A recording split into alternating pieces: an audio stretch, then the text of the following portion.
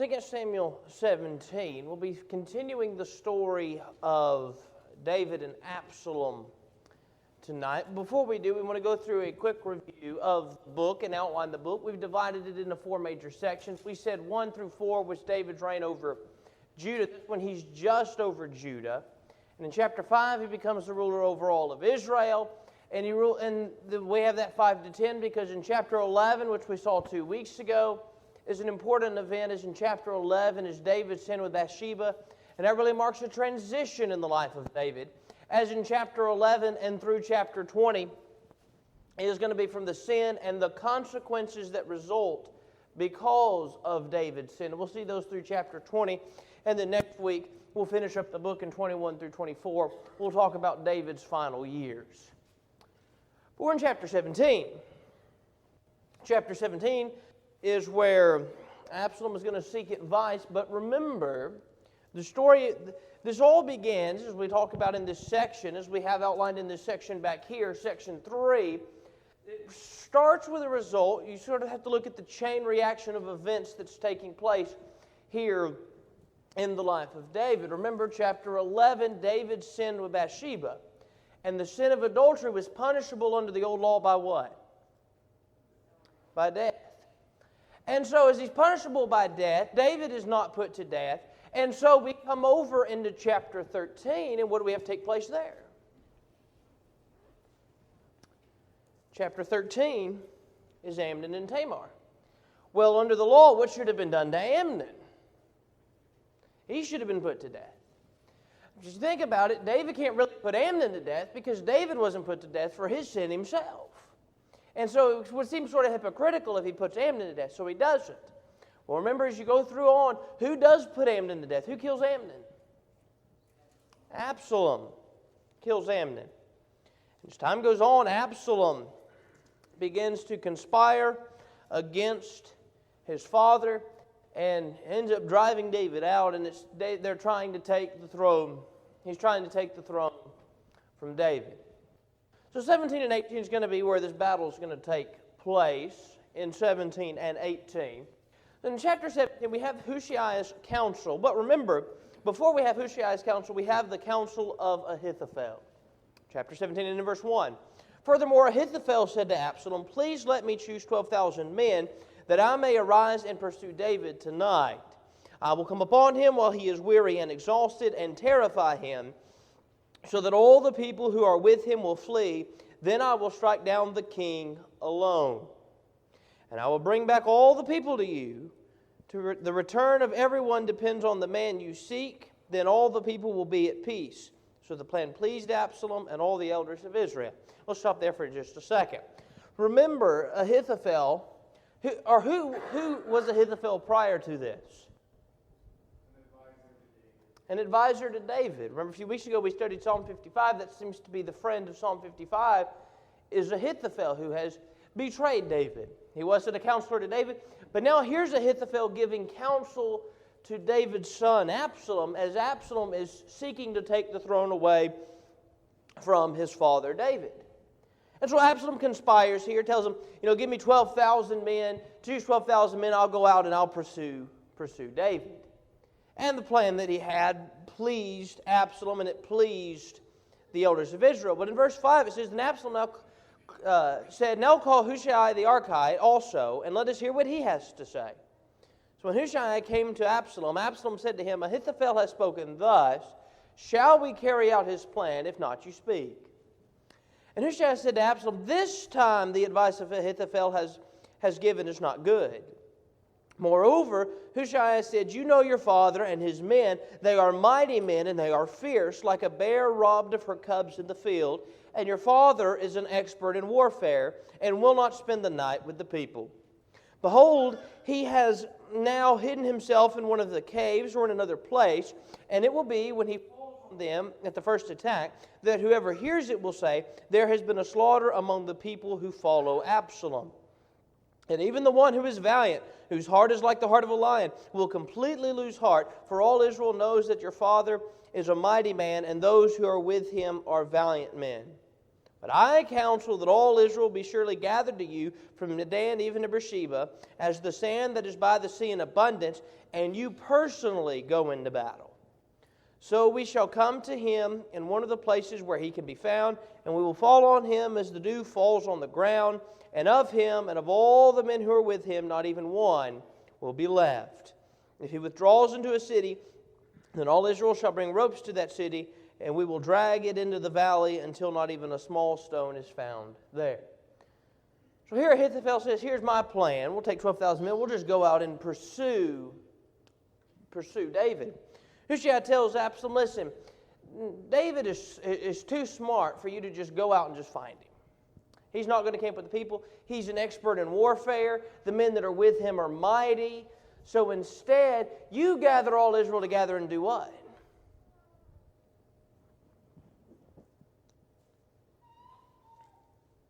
Look in verse 11. Gather all of Israel together as the sand by the sea in abundance. And what does he tell him to do? Go into battle. You personally go into battle. Instead, don't just send the men. That's what Ahithophel wanted to do. Hushai says, you go and then pursue David. But look at verse 14.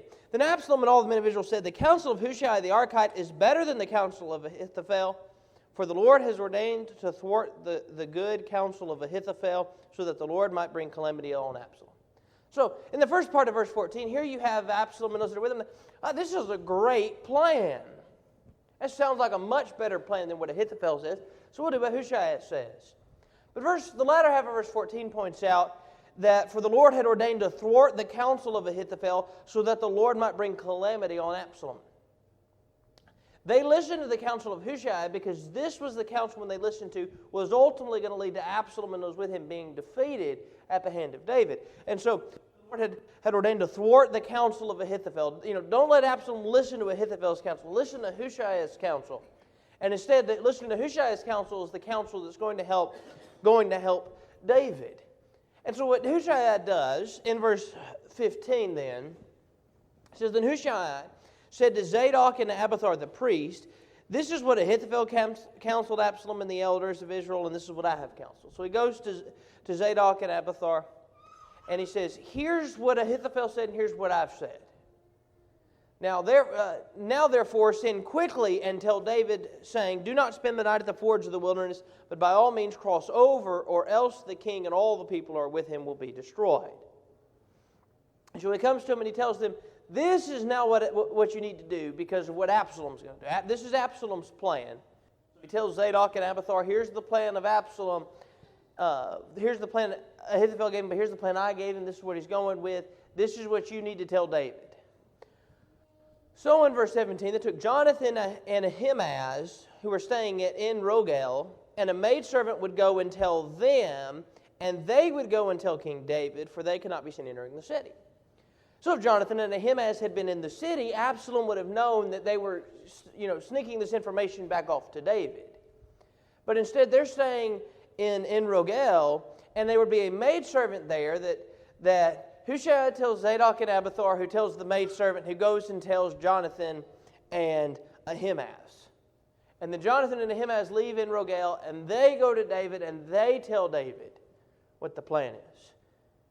But it worked a lot better than the games of telephone that most of us probably played as kids. The information gets to David. David knows what he needs to do. But you see, this is telling you, too, about what happens with Absalom at this time in the city, that they had to be so secretive in who they passed the information off to, that it had to go through, exchange hands several times, the information, before it got back to David, because if they'd have realized that Absalom was sending the information, then they wouldn't have had anybody on the inside with Absalom's people. But in verse 18, a lad did see them and told Absalom. Somebody saw Jonathan and Ahimaaz and told Absalom. So the two of them departed quickly, and they came to the house of a man of Bahiram, who had a well in his courtyard, and they went down into it. And the woman took a covering and spread it over the well's mouth and scattered grain on it, so that nothing was known. So Absalom's servants came to the woman at the house and said, where are Ahimaaz and Jonathan? And the woman said to them, they have crossed over the brook of the water. And when they searched and could not find them, they returned to Jerusalem. So the lad reports back to Absalom that they found Jonathan and Ahimaaz. And so Absalom sends men, go out and find them. They're hiding in this well that's got the covering over the top of it with the grain scattered on the top. And this lady tells them they're over there. They've crossed over the brook. They go to find them. They don't find them, so they return. But it came about after they had departed, that they came up out of the well and went and told King David. And they said to David, arise and go over the water quickly, for thus Ahithophel has counseled against you. Then David and all the people who were with him arose and crossed the Jordan, and by the dawn not even one remained who had not crossed the Jordan. So they come and they tell David. David gets up and he flees. So now when Ahithophel saw that his counsel was not followed, he saddled his donkey and arose and went to his home, to his city, and set his house in order and strangled himself. Thus he died and was buried in the grave of his father. What do you think of Ahithophel at this point? I mean, it states his counsel wasn't followed, but why at this point does Ahithophel hang himself after he realizes Absalom's not going to listen to him?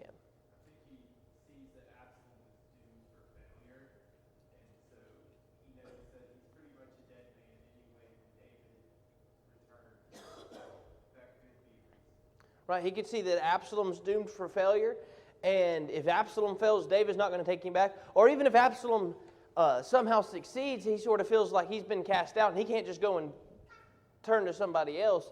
I mean, at this point, Ahithophel's known as a traitor.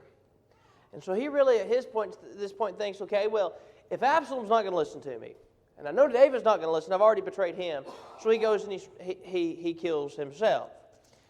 And then David came to Mahanaim, verse 24, and Absalom crossed over the Jordan, he and all the men with him. And Absalom set Amasa over the army in the place of Joab. Now Amasa was the son of a man whose name was Ithra the Israelite, who went into Abigail, the daughter of Nahash, sister of Zeruiah, Joab's mother. And Israel and Absalom camped in the land of Gilead. So Absalom's getting ready. He's preparing his army. It's time to go after David.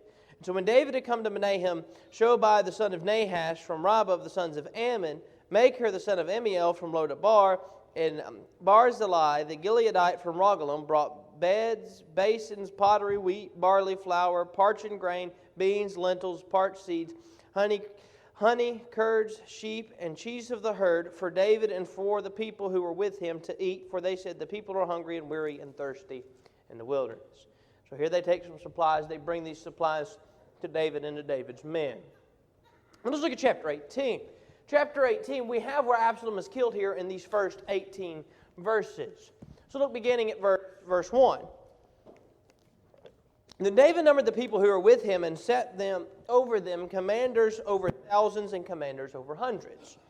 And David sent the people out, 1/3 under the command of Joab, 1/3 under the command of Abishai, the son of Zeruiah, Joab's brother, and 1/3 under the command of Ittai the Gittite. And the king said to the people, I myself will surely go out with you also. But the people said, you shall not or should not go out, for if we indeed flee, they will not care about us, even if half of us die. They will not care about us. But you are worth 10,000 of us, therefore now it is better that you be ready to help us from the city.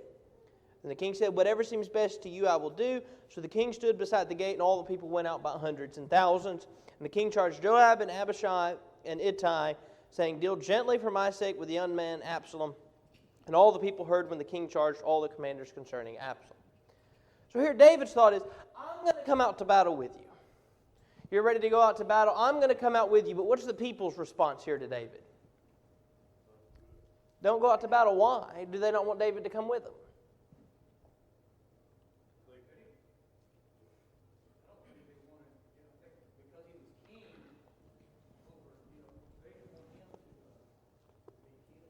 Right. Remember the advice of Ahithophel in the previous chapter. Was basically, if you can get to David, then the rest of the people will fall in line. If you can take David out of the way, the rest of the people will follow you, Absalom. So if David goes out to battle and David's killed in battle, they have no leader, then they're probably just going to turn. They need David back. That's why they point out here that David is worth 10,000 of the men of his army to Absalom and to his men. Because, yeah, you could kill 10,000 of David's army, but they've still got a leader. But if you kill David, then you you've got to the head, you've taken out their leader, then maybe the people will follow Absalom. So for them, David doesn't need to come. He needs to stay back in the city. If David stays in the city, he can help them from there in whatever way he can. But he doesn't need to be going out into battle because they don't care about anybody else in the battle. Listen, if nobody else of David's army dies, that's just fine by Absalom if he can get to David. If he kills all of the army, it doesn't matter as long as he gets to David. It doesn't matter how many men of David's army dies. He just needs to get to David. So they recommend David stay. But when David is getting ready to send them out, he sends out the commanders, Joab, Abishai, and Ittai. He tells them to do what? Deal gently with Absalom. I think it's interesting here that of all the things that Absalom has done, that David still wants to protect his son. And he tells them, deal gently with Absalom. Deal gently with him when you get there. But not only does he tell Joab and Abishai and Ittai that, who overhears it? Everyone overhears it. You can imagine he sort of turns to the three of them, and he has them off to the side. Everybody overhears. And at least those that overheard, they probably spread the news. David said, deal gently with Absalom. So the people were defeated there before the servants of David in verse 6. The people went out into the field against Israel, and the battle took place in the forest of Ephraim. The people of Israel were defeated there before the servants of David, and the slaughter there that day was great, 20,000 men. For the battle there was spread over the whole country, and the forest devoured more people that day than the sword devoured. Now Absalom happened to meet the servants of David, for Absalom was riding on his mule, and the mule went under the thick branches of a great oak, and his head caught fast in the oak, so he was left hanging between heaven and earth with his mule there, while the mule that was under him kept going. And when a certain man saw it, he told Joab and said, behold, I saw Absalom hanging in an oak. Well, I'll stop there for just a second. So here, Absalom comes out to battle. Absalom gets caught in a tree. He's hanging there in the tree. He's very much alive, but he's hanging there. And so this young man says in verse 10, this man that was there in battle turns to Joab and said, I saw Absalom hanging in an oak. Verse 11, then Joab said to the man, now behold, you saw him. Why then did you not strike him there to the ground? And I would have given you 10 pieces of silver and a belt. The man said to Joab, even if I should receive 1,000 pieces of silver in my hand, I would not put out my hand against the king's son. For in our hearing the king charged you and Abishai and Ittai, saying, protect for me the young man Absalom.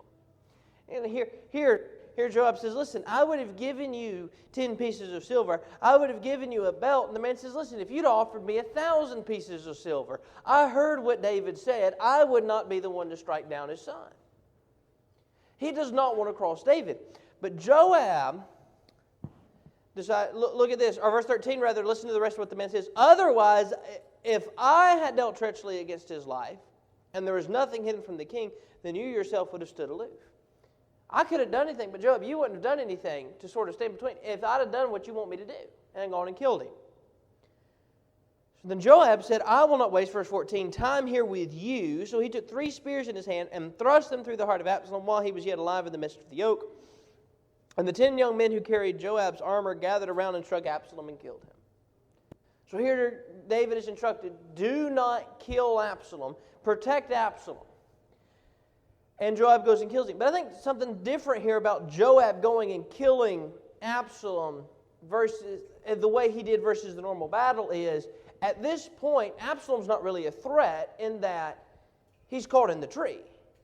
That is, it's not like Joab kills him, they run out into battle, and Absalom charges at Joab, and Joab has to defend himself.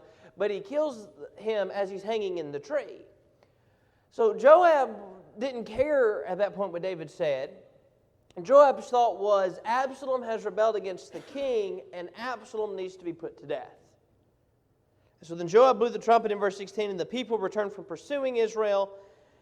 And for Joab restrained the people, and they took Absalom and cast him into a deep pit in the forest, and erected over him a very great heap of stones, and all Israel fled each to his tent.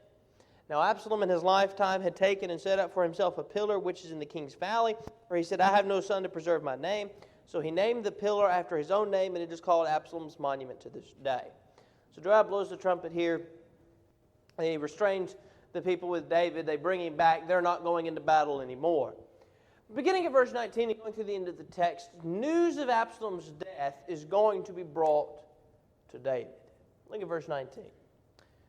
Then Ahimaaz, the son of Zadok, said, "Please let me run and bring this news that the Lord has freed him, or bring the king news that the Lord has freed him from the hand of his enemies."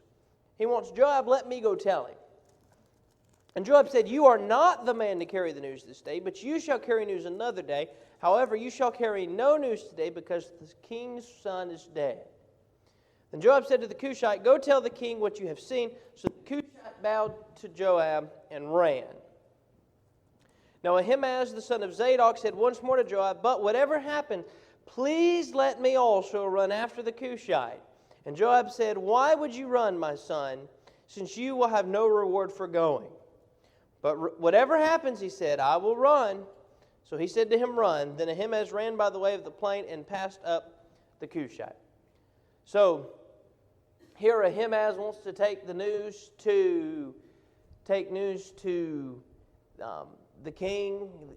Joab says, "No, I'll send the Cushite instead." Ahimaaz begs, and Joab says, "Go."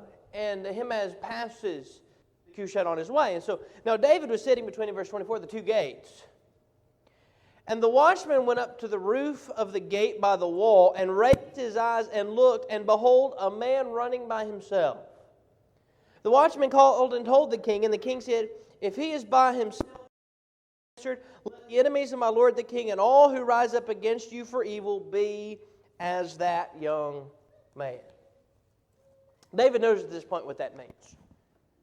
That means Absalom was killed in battle. He was, verse 33, deeply moved, and went up to the chamber over the gate and wept. And thus he said as he walked, "O my son Absalom, my son Absalom, would I have died instead of you, O Absalom, my son, my son." You know, David at this point, I think this is interesting here in the story of David. David's concern at this point was not about David's own safety. It was the fact that David's son was killed in battle, even though Absalom had been rebelling against David. But David still did not want to see any harm befall his son here, and so he cries out and he weeps for his son who has been killed in battle. Right, great compassion for him. I mean, look at what he said. It wasn't just that he cried out for his son. "Would I have died instead of you?" In verse 33. That's the very thing Absalom was actually wanting, was to kill David, was to get the throne away from his father David, take the throne. But that's David's cry there for his son, that I would have died instead of you. We go to chapter 19, and it won't be on the board, the projector, everything's shut off. But chapter 19, the first 7 verses, this is David's continued mourning for Absalom. But Joab's going to reprove David for his mourning. Then it was told Joab, "Behold, the king is weeping and mourns for Absalom."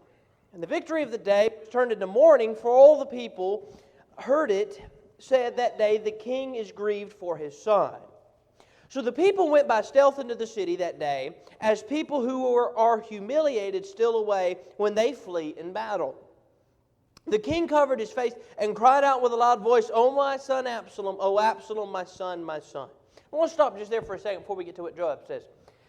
This day for Israel, or for the people of David, is a great victory. They have been chased out and being pursued by Absalom, who's trying to kill David and take the throne. And David's men are victorious. But Absalom is killed, and so with Absalom being killed, they're weeping. And wanting, or here David's mourning, and the people in verse 3, how does it describe the people coming in to the city?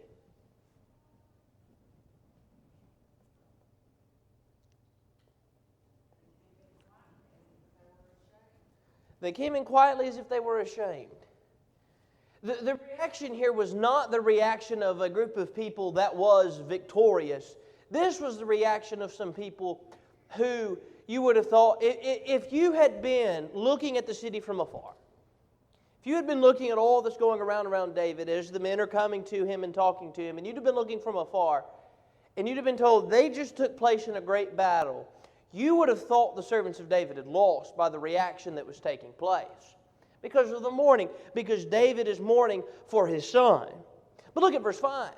Then Joab came into the house of the king and said, "Today you have covered with shame the faces of all your servants, who today have saved your life and the life of your sons and daughters, the life of your wives and the lives of your concubines, by loving those who hate you and by hating those who love you. For you have shown today that princes and servants are nothing to you. For I know this day that if Absalom were alive and all of us dead, then you would be pleased.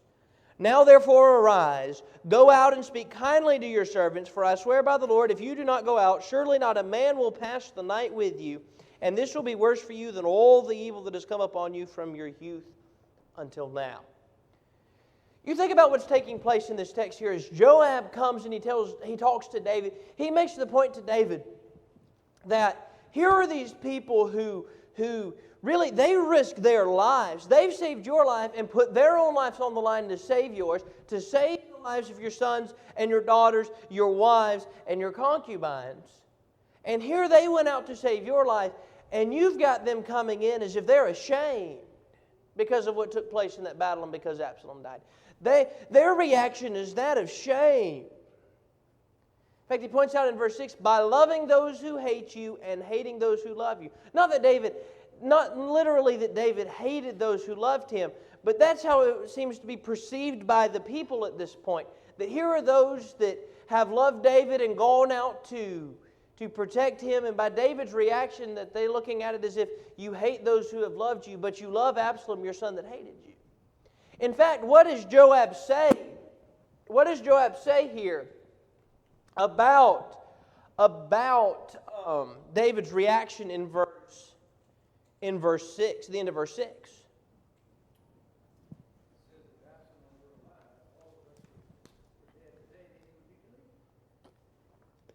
Right, Joab's point here seems to be,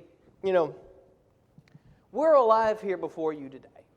We've gone out and fought for you, and here's Absalom that rebelled against you, and you're mourning his loss, while at the same time, here's all of us who have fought for you and defended you, and it seems to here that it would be like, listen, if all of us had died and Absalom was alive, you would be fine with that. And Joab told him that not a person will pass the night with you.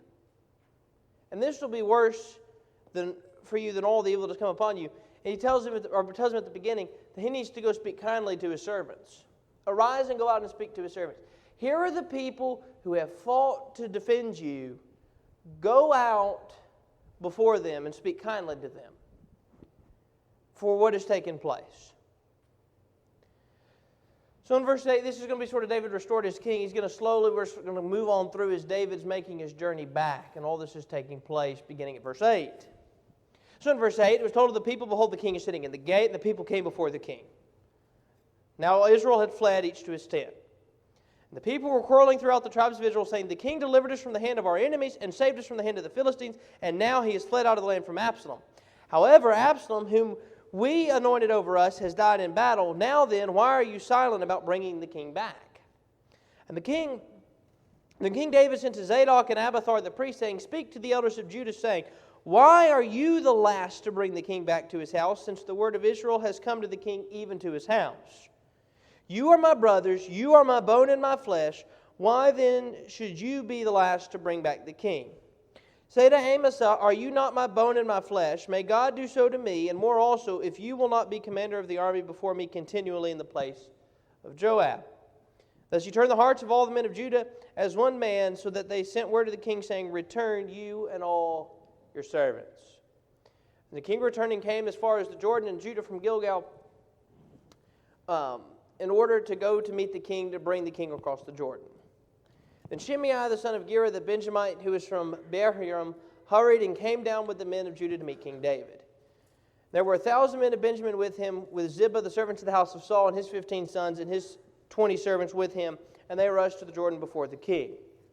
Then they kept crossing the ford to bring over the king's household and to do what was good in his sight. And Shimei the son of Gera fell before the king as he was about to cross the Jordan.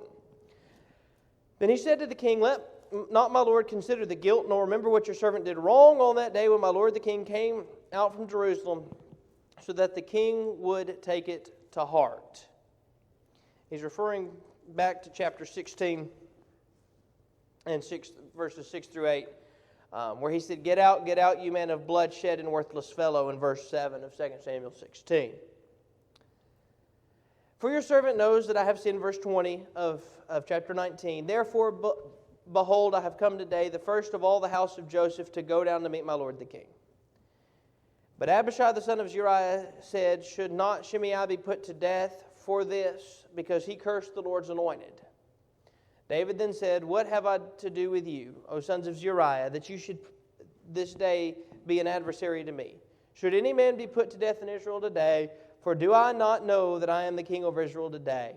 Then the king said to Shimei, "You shall not die." Thus the king swore to him. Then in verse 24, Mephibosheth, the son of Saul, came down to meet the king. And he had neither cared for his feet, nor trimmed his mustache, nor washed his clothes from the day the king departed until the day he came home in peace. It was when he came from Jerusalem to meet the king that the king said to him, "Why did you not go with me, Mephibosheth?" So he answered, "O my lord the king, my servant deceived me, for your servant said, I will saddle a donkey for myself, that I may ride on it and go with the king, because your servant is lame. Moreover, he has slandered your servant to my lord the king, but my lord the king is like the angel of God, therefore do what is good in your sight." He's referring back to chapter 16, 1 through 4 from last week's study as well. Moreover, he has slandered, or verse 28, "For all my father's house was nothing but dead men before my lord the king. Yet you set your servant among those who ate at your own table. What right do I have yet that I should complain any more to the king?" So the king said to him, "Why do you still speak of your affairs? I have decided you and Ziba shall divide the land." Mephibosheth said to the king, "Let him even take it all, since my lord the king has come safely to his own house." Then 31 through 39, and for time's sake, we'll just go through this rather quickly, talks about Barzillai, the Gileadite, who was a servant of David. He had come with David to escort him over the Jordan. Barzillai was 80 years old, according to verse 32, and he also talks about it himself, Barzillai does, in verse 35. The king told him in verse 33 to cross over with me, and I will sustain you in Jerusalem with me. But Barzillai says, "How long have I yet to live, that I should go up with the king to Jerusalem? I am now 80 years old. Can I distinguish between good and bad? Or can your servant taste what I eat or what I drink? Or can I hear any more the voice of singing, men and women? Why then should your servant be an added burden to my lord the king? Your servant would merely cross the Jordan with the king. Why should the king compensate me with this reward? Please let your servant return, that I may die in my own city near the grave of my fathers and my mother. However, here is your servant Chimham. Let him cross over with my lord the king, and do for him what is good in your sight." The king answered, "Chimham shall cross over with me, and I will do for him what is good in your sight, and whatever you require of me I will do for you." All the people crossed over the Jordan, and the king crossed too. The king then kissed Barzillai and blessed him, and he returned to his place. So Barzillai was faithful to the king, but he asked to return to his own country there. The king went on to Gilgal, and Chimham went on with him, and all the people of Judah, in verse 40, and also half the people of Israel accompanied the king. And behold, all the men of Israel came to the king and said to the king, "Why had our brothers, the men of Judah, stolen you away and brought the king with his household and all David's men with him over the Jordan?" Then all the men of Judah answered the men of Israel, "Because the king is a close relative to us. Why then are you angry about this matter? Have we eaten at all at the king's expense, or has anything been taken from us?" But the men of Israel answered the men of Judah and said, "We have 10 parts in the king, therefore we also have more claim on David than you. Why then did you treat us with contempt? Was it not our advice first to bring back our king?" Yet the words of the men of Judah were harsher than the words of the men of Israel. So then there's debate between the people about Why didn't you call it about bringing back the king? And Judah saying, well, he's our flesh and blood. And Israel's arguing they had more say in it. There are 10 parts in the king, referring to the number of the tribes. And so verse 43 said the men of Judah's words were harsher than that of the men of Israel. Let's come on into chapter 20. We'll go through this rather quickly. Sheba's going to revolt now against David. In the first 3 verses, a worthless fellow happened to be there, whose name was Sheba, the son of Berechiah, a Benjamite. And he blew a trumpet and said, we have no portion in David, nor do we have inheritance in the son of Jesse, every man to his tents, O Israel. So all the people withdrew from David and followed Sheba, the son of Berechiah, but the men of Judah remained steadfast to the king from the Jordan even to Jerusalem. Then David sent to the house of Jerusalem, and the king took 10 women, the concubines whom he had left to keep the house, and placed them under guard, and provided them with sustenance, but did not go into them. So they were shut up until the day of their death, living as widows. So here, Sheba says, we have no portion in David, and we have no inheritance in the son of Jesse, every man to his tents. And Israel just sort of leaves, but the men of Judah stay steadfast. So let's pick up in verse 4. The king said to Amasa, call out the men of Judah for me within 3 days, and be present here yourself. So Amasa went to call out the men of Judah, but he delayed longer than the set time which he had appointed him. And David said to Abishai, now Sheba the son of Berechiah will do us more harm than Absalom. Take your Lord's servants and pursue him, so that he does not find for himself fortified cities and escape from our sight. So Joab's men went out after him, along with the Cherethites and the Pelethites and all the mighty men, and they went out from Jerusalem to pursue Sheba the son of Berechiah. When they were at the large stone, which is a Gibeon, Amasa came to meet him. Now Joab was dressed in his military attire, and over it was a belt with a sword in its sheath fastened at its waist, and as he went for it, it fell out. Joab said to Amasa, it is well with you, my brother. And Joab took Amasa by the beard with his right hand to kiss him, but Amasa was not on guard against the sword, which was in Joab's hand. So he struck him in the belly, and it poured out his inward parts on the ground, and did not strike him again, and he died. Then Joab and Abishai his brothers pursued Sheba the son of Berechiah. Now there stood by him one of Joab's young men, and he said, whoever favors Joab and whoever is for David, let him follow Joab. But Amasa lay wallowing in his blood in the middle of the highway, and when the man saw that all the blood stood still, that all the people stood still, he removed Amasa from the highway into the field and threw a garment over him.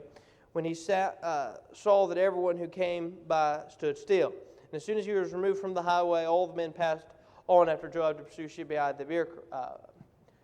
the son of Berechiah. And so 13 through 26, they're going to actually execute him. They come to a city, and Joab's besieging the city. And a wise woman called to him and said, here, please tell Joab, come here that I may speak with him. And she talks to him and said, formerly they used to say they will seek advice at Abel, and thus they ended dispute. I am of those who are peaceable and faithful in Israel. You are seeking to destroy, I'm in verse 19, a city, even a mother in Israel. Why would you swallow up the inheritance of the Lord? And Joab replied, far be it from me that I should swallow up or destroy. But he tells them they pursue Sheba, and the woman... Then the woman wisely came to all the people, and they cut off the head of Sheba. She told them they would throw his head over the wall in 21. They throw the head of Sheba over the wall to Joab, and so he returns to the king, and the revolt of Sheba's put to an end there. So that's 17 through 20, rather quickly, of 2 Samuel chapter of 2 Samuel. But what are some practical lessons we can learn in that?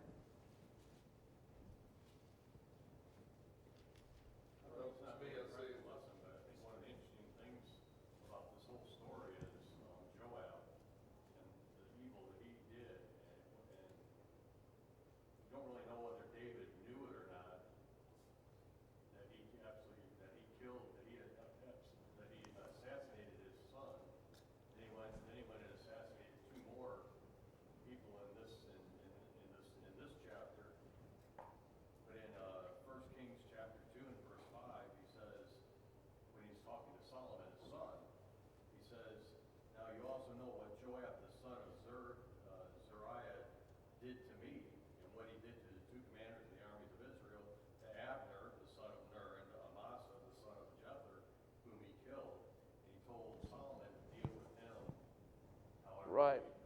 He wanted. And then we see in later on in that chapter that both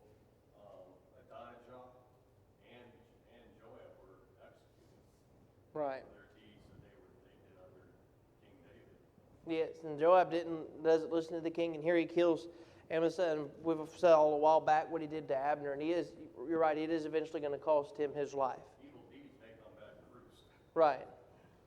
But he said, well, I can't get over how King David loved his son, even though he was going to kill him. I mean, it just shows you the true father's love for his own children. Yeah, I can't help it think how God feels towards us as his children, even though we're in sin. He doesn't want any harm. He wants us to repent. It's a good point. It's a good point. Good parallel there. That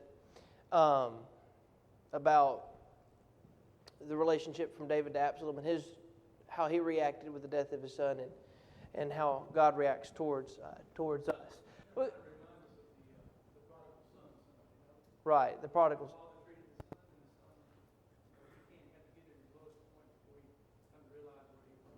Right, that's a good point.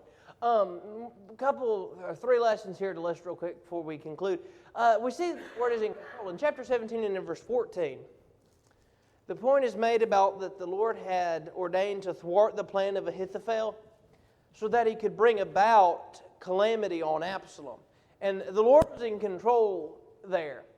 While Joab, by the way, we'll talk about the need for gratitude, while Joab doesn't listen to David in the killing of Absalom, I think Joab does make a good point to David there at the beginning of chapter 19 about David's response. Even though David should mourn the death of his son, that David has sort of made the rest of the people that followed him and defended him sort of feel ashamed, even though they were willing to lay their lives on the line to protect David, and they sort of felt ashamed.